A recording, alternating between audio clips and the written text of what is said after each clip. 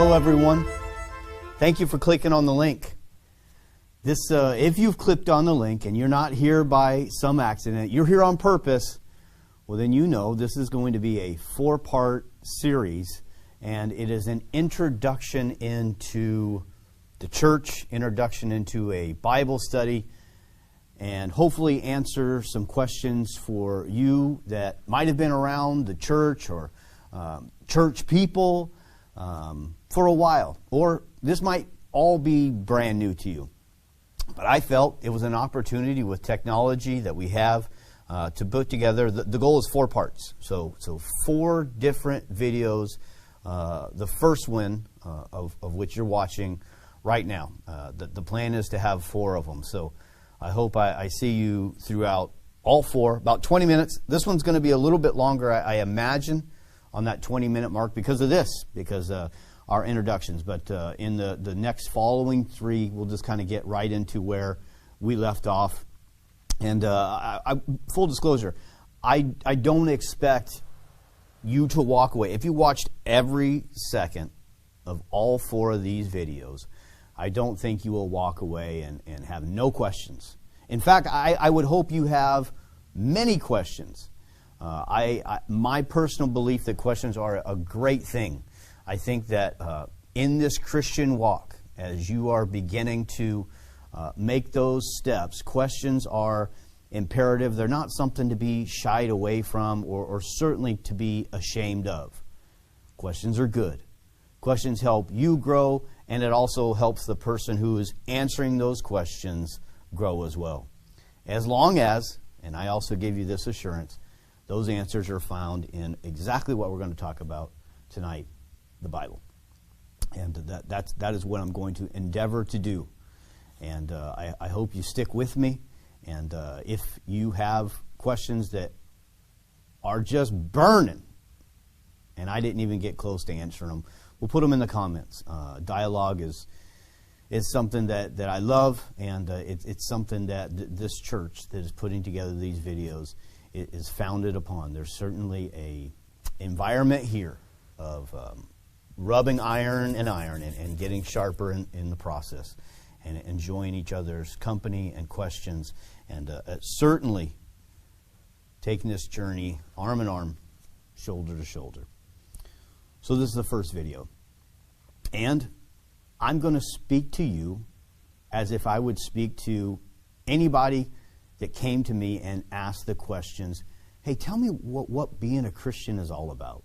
What is going to church all about? Is this thing real? Is it a club that people just made up? Is it a social thing that there's all these benefits, just like other social clubs would have? And you just do this under the banner of a church or even a denomination.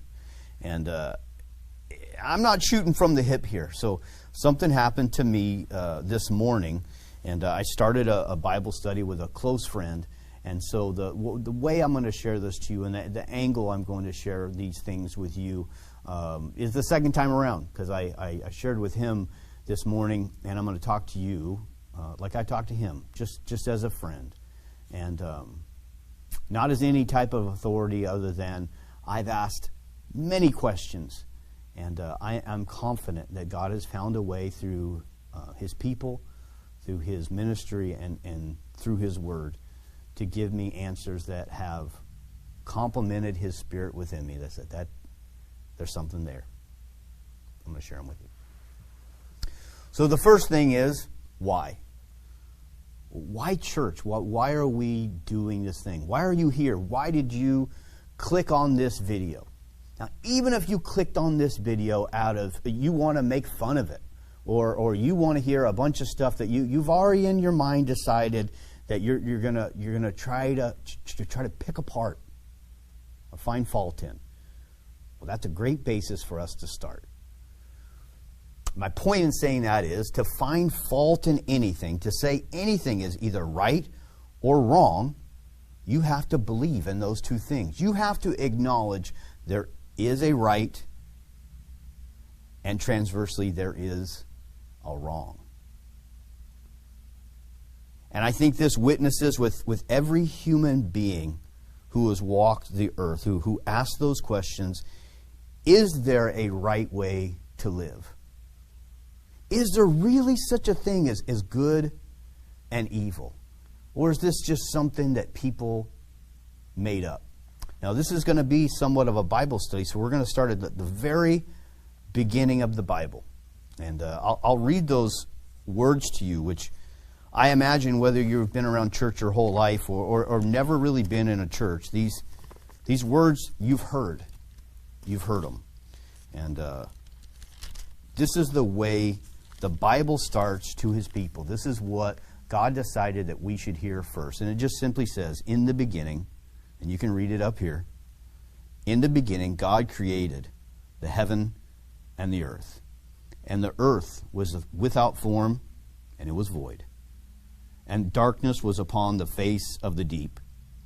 And the Spirit of God moved upon the face of the waters. And God said, let there be light. And there was light.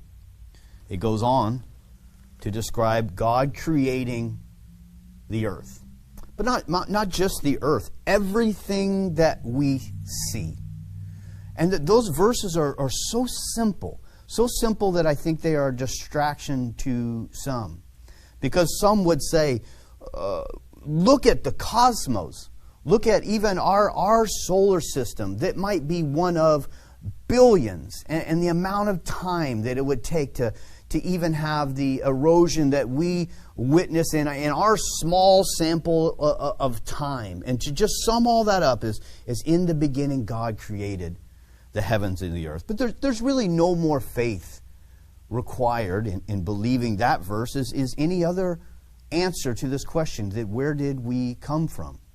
Some people call it a big bang, to where all of the material that makes up every part of every universe in existence, of which we believe there are billions and billions, were congealed down in so tight of a sphere, and so dense, and so spinning so hard that it exploded, and that momentum began to create everything that we see. From the chair that I'm sitting at, the desk, the book, the cup of coffee that I don't think you can see, but you'll see me using it here shortly. All of it. Boom.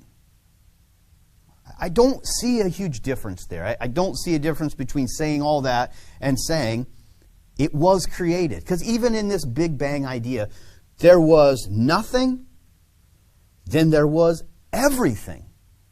And everything came from one thing.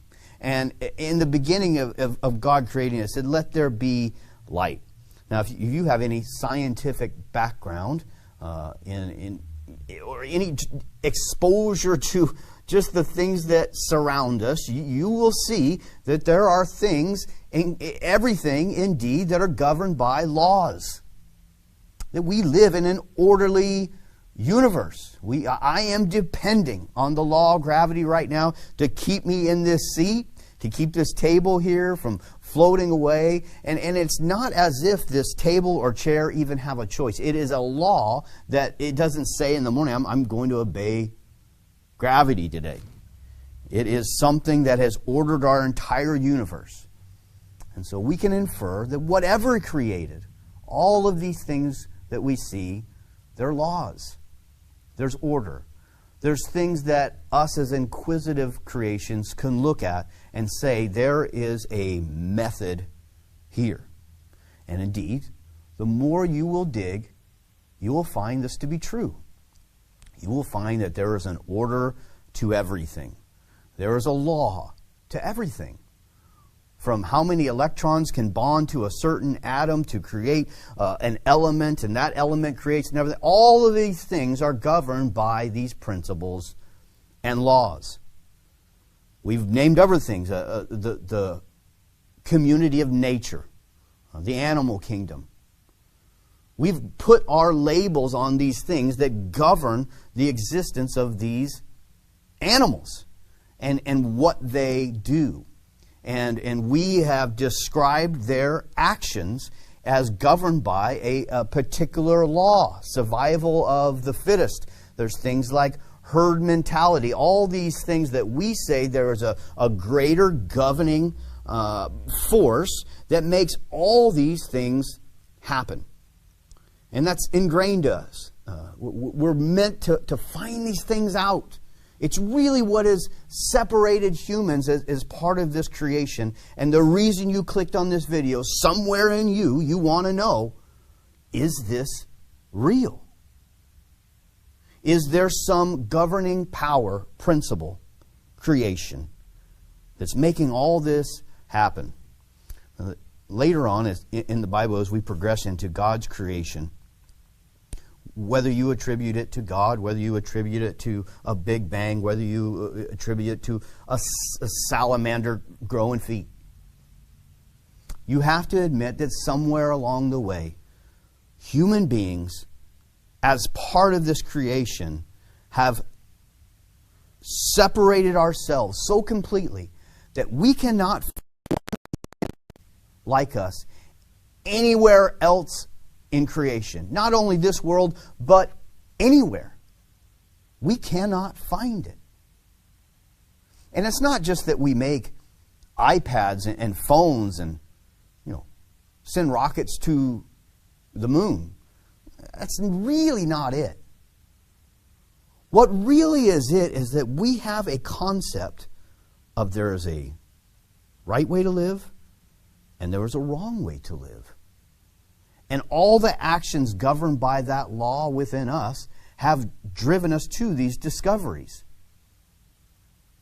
We feel it's wrong for a person to take these talents, these things they have, and just waste them away. There's something not only sad about that, but grieving about that. I find the answer to that question in the Bible in the very beginning. Because in all of the things that God said, let there be, human beings were not one of them. Animals were, the oceans were, the light was, all the planets were, but we were not. There was something peculiar about human beings from the very beginning. And it says that God took the dust of this earth and He breathed His life into it. And from the very beginning, we see this juxtaposition, these two seemingly very, very opposite things.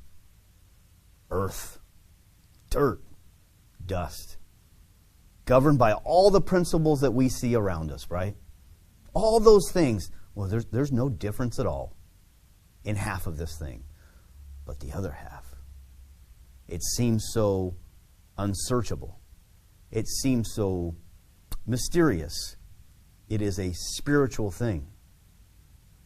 And you have the marrying of those two things that He called Adam, the first man. And the first man, just like us, were these two warring ideas. I'm governed by all these laws that I can see, gravity and all the things that we've mentioned. But there's also something within me that is different. And I see it different than anywhere else that I can witness in all of this creation. Eventually, God saw that this creation, part of what made it flourish was companionship. So there's a first answer I can give you to why church. We're meant to do it. We're not meant to, and I've had the same daydreams as I know you have, as being off in a cabin somewhere, completely alone, and I only have to take care of myself, and there is no worries, or a desert island, or whatever, a rowboat in the middle of the ocean. I had the same thoughts. But it's not what we're made for. If you've ever got to realize even a portion of that idea, you'll soon find something's not right. I need to be around community, family, friends, loved ones, children, people we call brother, people we call sister. And God saw it. He made Eve, and so you had the first church, the first couple.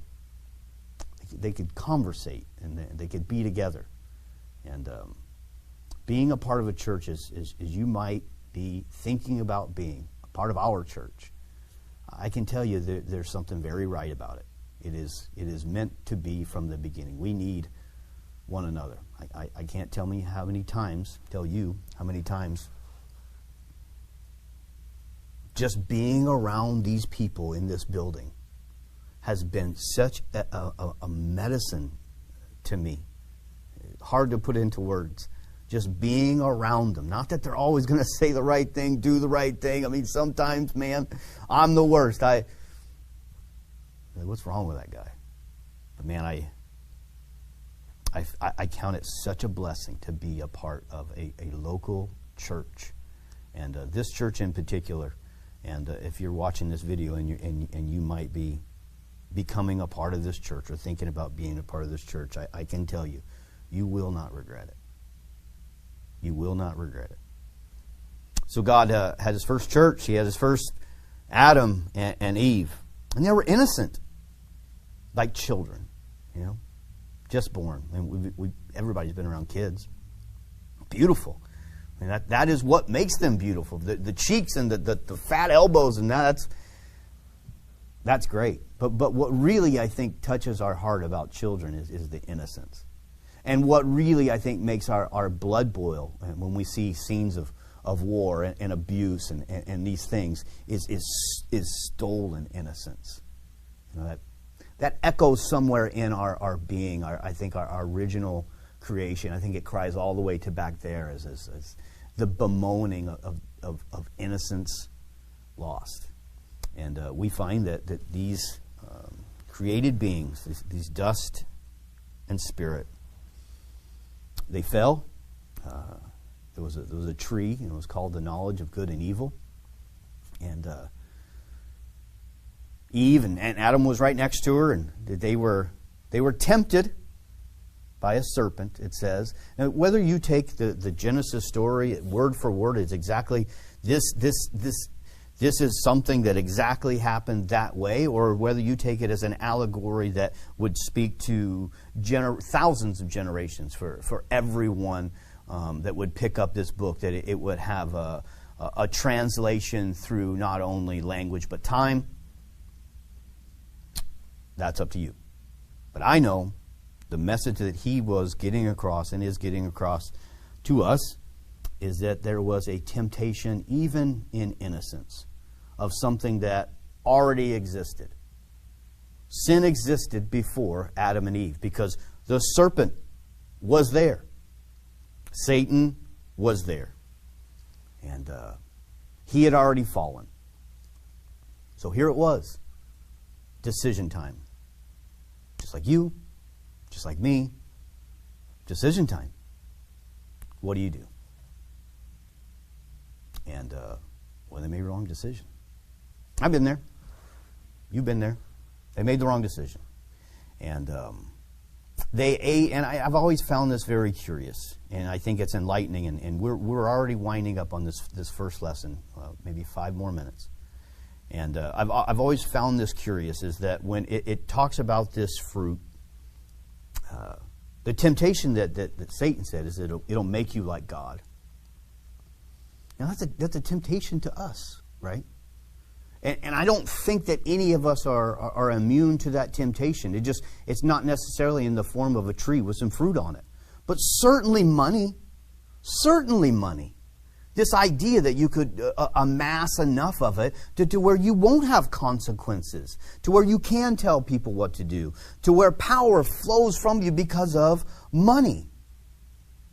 Like a god. That you could just do whatever you want. Money, power, relationships, position. All those things kind of speak to that same core that I think tempted Adam and Eve. And that's a lie. If you've ever had a few dollars to your name or more than you've needed, you know it. There's no end to it. You never get to a point where you say, I have enough. And now this hole that it was in me is filled by this dollar bills and these people that serve me and do what I say or won't even tell me the truth because of money. It doesn't work. It didn't work there either. And really what happened next is what brings us to this video. And that's why I said we're ending soon. Is that it says it's the knowledge of good and evil. But it does not say that it is the knowledge between good and evil. Just a knowledge that there is such a thing. There is this law. And just like the law of gravity, the law of thermodynamics, all these other laws that it has taken effort to chart out what exactly they are. Again, this law was established in us, that there is a knowledge in us, that there is a good and there is an evil. But the ability to just know from one bite of fruit was not there. The hole was dug and not filled. It was left open. And now we are here trying to answer it. From that bite of fruit, we have the knowledge of good and of evil. Evil. We know they exist. We feel them. We see them. Sometimes we do them. Even when we know we're doing them. Why? Why is that dust so strong? And other times, why is that spirit pull me so much to watch a 20-minute video of some guy trying to explain what God's done for him to you? So we get to this word that's just a bad word. Sin. That's a bad word. It's gotten, some people say watered down, but I don't know that's true. In my mind, I think it's been amplified in the wrong direction. You know? When you hear the word sin, and when I hear the word sin, many times I have this list, you know, of stuff that I've done, me personally, I have done them. And they come into my mind when I hear the word sin. Things I'm so ashamed of. Things that still just gall me at times that I would do or say or feel. I get this list of sin and such a weight, you know. And that idea of sin, I think, keeps people on the wrong side of the doors when it comes to church. It keeps them asking the questions that are important. Making the friendships that matter. This idea of sin. Sin is simply this. It's anything. It is absolutely anything that separates you from God. And that's it. That's what sin is. If there's a wall between you and Creator, sin is just every piece of brick and mortar. From the smallest white lie to the thoughts that you've had that you wouldn't admit to your mom. I wouldn't tell my mom much. Sin. And it grieved God. And it grieved people. It says Adam and Eve, they hid themselves when God came. He said, where are you? Not that God doesn't know, but isn't He asking us that question today? Where are you? Where are you?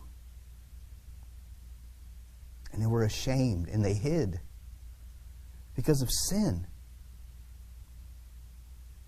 They knew there's something right and there's something wrong, but I don't know how to do between the two. But I know I've done wrong. I don't know how to do right. And so I hide.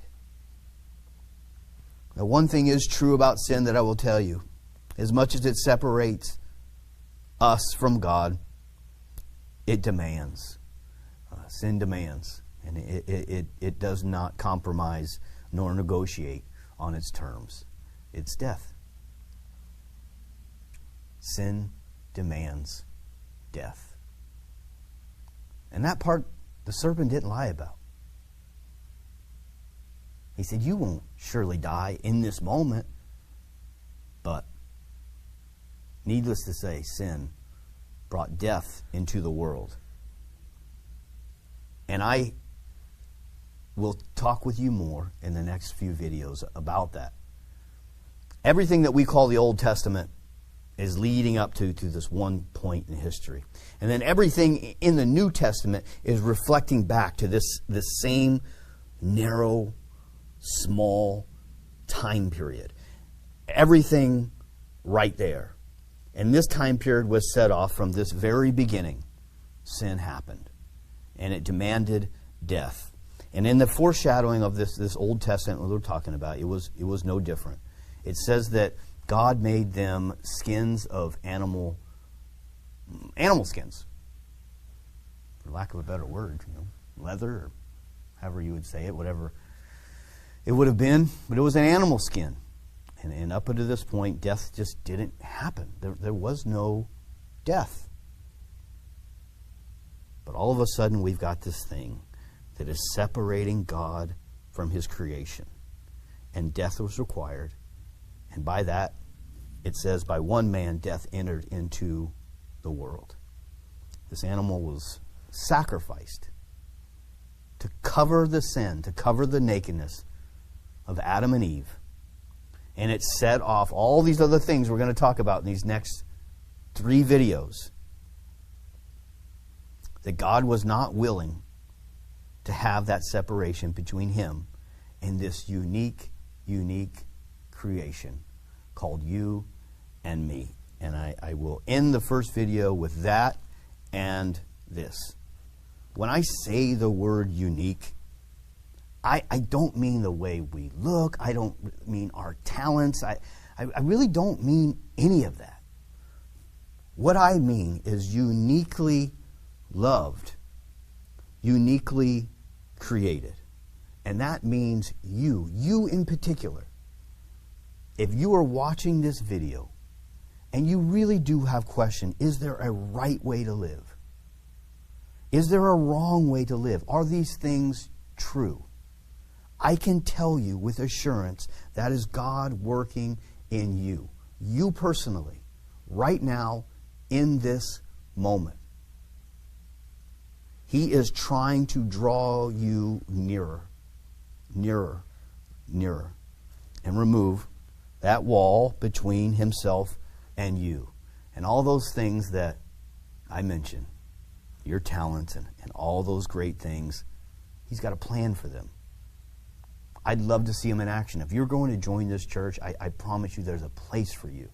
And all the great things that you do, the things that you know about, and hey, things you don't even know about. Doors will be unlocked. Things will happen for you. There'll be valleys, there'll be mountaintops, but through it all, you will get to know the real you. And God will show you. And I'm glad you tuned in. I hope you stuck with me all the way through. I hope you stick through all 3 other videos. And I'll share with you, I'm on a diet. And this is the first video, right? So I'm currently on a diet. So by the 4th video, if I'm not any smaller, something bad happened. Something went wrong. You know, we're coming into Christmas. I have no idea when you'd be watching this or when I'll have all 4 done and put them out. But we're coming towards Christmas, and man, I see a fight coming. I see a fight coming. So hopefully, stick with me to the 4th video. If nothing else, skip forward to it and see if I've shed a few lbs or not. If not, you pray for me. So thanks for tuning in. I'll see you.